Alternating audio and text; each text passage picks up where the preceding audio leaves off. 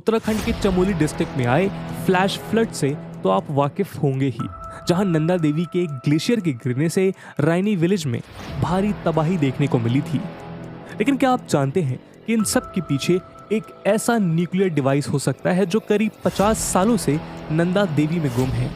आज हम इसी बात से पर्दा उठाएंगे और जानेंगे उस मिशन के बारे में जो नंदा देवी पर एक गहरा स्कार साबित हुआ। आखिर ऐसा कौन सा मिशन था जिसे इकोनॉमिक टाइम्स के articles James bond in the Himalayas नाम देते हैं और जिसपे होम अलोन जैसी ब्रिलियंट मूवी के प्रोड्यूसर स्कॉट रोसेनफील्ड एक मूवी भी प्रोड्यूस करने वाले हैं।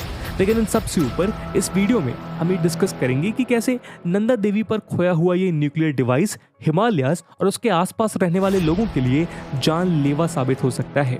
आगे बढ़ने से पहले दोस्तों मैं आपको बताना चाहूंगा कि ये वीडियो यूपीएससी सीएससी के पर्सपेक्टिव से भी रिलेवेंट है और इस टॉपिक से जुड़े हुए सवाल आपसे GS3 के इन्वायरमेंट सेक्शन में पूछे जा सकते हैं। इसके बारे में हम वीडियो के अंत में और भी बात करेंगे, पर फिलहाल के लिए हम अपने डिस्कशन को आगे बढ़ाते हैं। तो दोस्तों ये सिलसिला शुरू होता है ईयर 1964 में, जहां कोल्ड वॉर अपनी चरम सीमाओं पर था।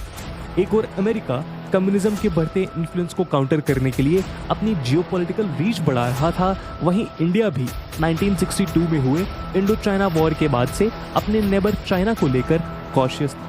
ऐसे में 1964 के दौरान जब चाइना ने शिनजियांग प्रोविंस में लेक लोपन्यू के पास अपना पहला न्यूक्लियर टेस्ट कंडक्ट किया तो इंडिया और अमेरिका दोनों ही देश चिंता में पड़ गए। United Nations department of defence की हेडक्वार्टर बिल्डिंग पेंटागन में चाइना के न्यूक्लियर प्रोग्राम को टारगेट करने के लिए एक प्लान की शुरुआत हुई। CIA यानी अमेरिका सेंट्रल इंटेलिजेंस एजेंसी ने प्लान किया कि इंडियन इंटेलिजेंस ब्यूरो यानी कि IB की मदद से एक powerful listening device Indo Tibetan border पर रखा जाएगा, जिससे चाइना से आ रहे रेडियो सिग्नल्स की मदद से वहां हो रहे न्यूक्लियर प्रोग्राम्स को ट्रैक किया जा सके। इसके लिए डिवाइस को एक ऐसी जगह पोजीशन करना जरूरी था जो तिब्बतन प्लेटू के बहुत क्लोज हो और जहां एक बेटर हाइट एडवांटेज और अनऑब्स्ट्रक्ट व्यू मिले। और यहीं से इस मिशन के लिए चुना गया 25,640 फीट ऊंचा और इंडिया का second tallest peak Nanda Devi. इसकी हाइट का अनुमान आप 25 आईफिल टावर्स को एक के ऊपर एक लगाकर इमेजिन कर सकते हो। क्योंकि भारत के लिए भी चाइना उस वक्त एक बड़ी चुनौती थी, इसीलिए इंडियन इंटेलिजेंस ब्यूरो ने CIA के साथ हाथ मिलाया और इस मिशन को शुरू कर दिया और इस मिशन का नाम रखा गया ऑपरेशन हैट। लेकिन 56 किलोग्राम के न्यूक्लियर डिवाइस को इंडिया के सेकंड हाईएस्ट माउंटेन के पीक तक ले जाना कोई आसान काम नहीं था। यहाँ चौंकाने वाली बात यह है कि इस न्यूक्लियर डिवाइस में इस्तेमाल होने वाले प्लूटोनियम की मात्रा हिरोशिमा में गिराए गए एटॉमिक बॉम्ब में इस्तेमाल हुए प्लूटोनियम से सिर्फ आधी थी।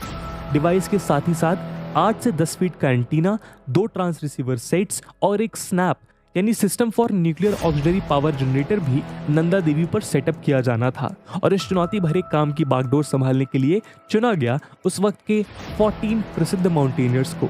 इन सब माउंटेनियर्स को $1,000 पर मंथ की एक भारी अमाउंट दी गई। अगर इसे इन्फ्लेशन के हिसाब से देखा जाए तो आज ये वैल्यू कुछ $9,400 के इक्विवेलेंट है। इस टीम में शामिल थे अमेरिका के कुछ famous climbers doctor Robert Shelar, Tom Frost and gym McCarthy.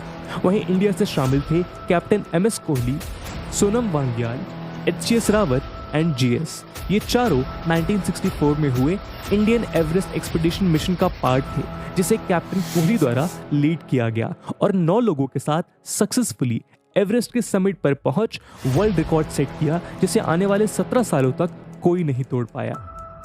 दोस्तों एवरेस्ट एक्सपीडिशन इंडिया के लिए उस दौरान किसी जश्न से कम नहीं था। इंदिरा गांधी ने इस अचीवमेंट को आज़ादी के बाद की 6th मेजर अचीवमेंट भी बताया और कैप्टन कोहली की तारीफ करते हुए कहा, the record of commander Kohli's expedition will find special mention in history. It was a masterpiece of planning, organisation, team work, individual effort and leadership. Expedition पर गई पूरी टीम को अर्जुना अवार्ड से नवाजा गया और समिट पर पहुंचने वाले कैप्टन कोहली और अन्य मेंबर्स को पद्म भूषण से सम्मानित किया गया। अपनी इस काबिलियत और कामयाबी के कारण कैप्टन कोहली को IB और CIA के ज्वाइंट मिशन के लिए चुना गया और उन्हें इस एक्सपीडिशन का कैप्टन बनाया गया। मिंट लाउंज के साथ हुए एक इंटरव्यू में कोहली बताते हैं कि उन्हें और उनकी टीम को इस मिशन की पूरी जानकारी नहीं थी। उन्हें बस इतना बताया गया था कि एक डिवाइस है जिसे नंदा देवी की चोटी पर पहुंचाना है। कोहली अपनी किताब स्पाइज इन द हिमालयाज में बताते हैं कि इस मिशन के लिए यूएस और इंडियन इंटेलिजेंस अपने नॉर्मल स्पाइस और पैरामिलिट्री पर रिलाई नहीं कर सकती थी और इस मिशन की सीक्रेसी बनाए रखने के लिए किसी भी हेलीकॉप्टर या अन्य एयरक्राफ्ट को इस्तेमाल नहीं किया जा सकता था। इसीलिए इस डिवाइस को नंदा देवी की पीक पर पहुंचाने के लिए CIA और IB को स्किल्ड और एक्सपीरियंस माउंटेनियर्स की जरूरत थी। यही रीजन था जिसके कारण कैप्टन कोहली को इस मिशन के लिए चुना गया और उन्हें पूरी टीम को लीड करने की कमान सौंपी गई।